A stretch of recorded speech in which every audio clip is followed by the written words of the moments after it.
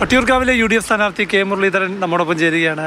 എങ്ങനെ ഇതിപ്പോൾ സ്ക്രൂട്ടിനിയൊക്കെ കഴിഞ്ഞു, പത്രിക പിൻവലിക്കാനുള്ള അവസാന തീയതിയിലേക്ക് എത്തുമ്പോൾ പൊതുവേ കോൺഗ്രസ് രാഷ്ട്രീയമായി ഉയർത്തുന്നത് BJPയും CPM തമ്മിലൊരു ഡീലുണ്ടെന്ന്. വട്ടിയൂർക്കാവിൽ അങ്ങനെ ഒരു ഡീലുണ്ടോ? അങ്ങനെ ഡീലുണ്ടല്ലോ അവിടെ. നിങ്ങൾ തന്നെ, ഞാൻ പറയുന്നില്ല, നിങ്ങൾ തന്നെ പരിശോധിച്ച് നോക്കൂ.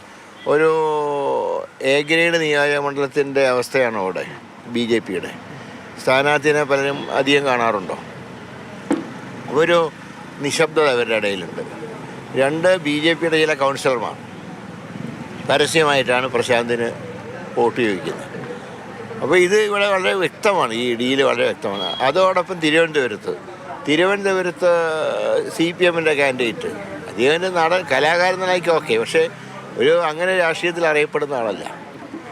അപ്പോഴത്തന്നെ ഇത് വളരെ ക്ലിയറായി. ശ്രീലേഖ മത്സരിക്കുന്ന മണ്ഡലമായതുകൊണ്ട് അവിടെ BJP RSS വോട്ടുകൾ പ്രശാന്തിലേക്ക് മറിക്കാനുള്ള നീക്കമാണ്, അങ്ങനെയാണോ പറയുന്നത്? അങ്ങനെ ഒരുപാട് അണ്ടർഗ്രൗണ്ട് ഞങ്ങളിത് കാണുന്നുണ്ട്.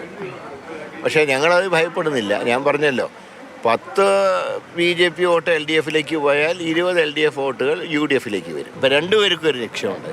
BJPയുടെ ലക്ഷ്യം കോൺഗ്രസ് മുക്ത ഭാരതത്തിൽ കേരളം മുക്ത ആവണമല്ലോ.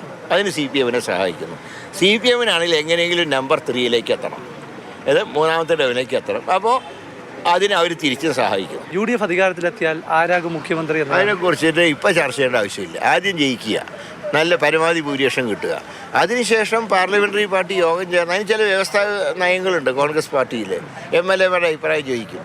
അവരുടെ കൂടെ അഭിപ്രായം എടുത്തുകൊണ്ടാണ് പാർട്ടി നേതാവിനെ തീരുമാനിക്കുക. പാർട്ടി കൺവെൻഷനൊക്കെ പങ്കെടുത്തപ്പോൾ PJ കുര്യനെ പോലുള്ള മുതിർന്ന നേതാക്കളൊക്കെ രമേശ് ചെന്നിത്തല മുഖ്യമന്ത്രിയാകും ഒരുപക്ഷെ എന്നൊക്കെ അത്തരം പരാമർശങ്ങൾ നടത്തി. അത് ഏതെങ്കിലും ഒരു വ്യക്തി മുഖ്യമന്ത്രിയാവുമെന്ന് ഇപ്പോൾ തന്നെ പറയുന്നത് ആ വ്യക്തിയോടുള്ള ഇഷ്ടം കൊണ്ടാണോ അതോ മറ്റേതെങ്കിലും അർത്ഥം കൊണ്ടാണെന്ന് എനിക്കറിയില്ല. അത് അങ്ങനെ ശരിക്കും പറഞ്ഞാൽ അങ്ങനെ പറയാൻ പാടില്ല. എനിക്ക് ചില അഭിപ്രായങ്ങളുണ്ട്. അത് ഞാൻ ജനപ്രതിനിധിയായി തിരഞ്ഞെടുക്കപ്പെട്ടാൽ ഹൈക്കമാൻഡ് മുമ്പാകെ ഞാൻ പറയും. ഇതിപ്പോൾ നമ്മുടെ ഇലക്ഷൻ ടെസ്റ്റ് പരിപാടിയിൽ തൃശ്ശൂരിലെ BJP സ്ഥാനാർത്ഥി ഞങ്ങളുടെ സഹോദരി പങ്കെടുത്തിരുന്നു.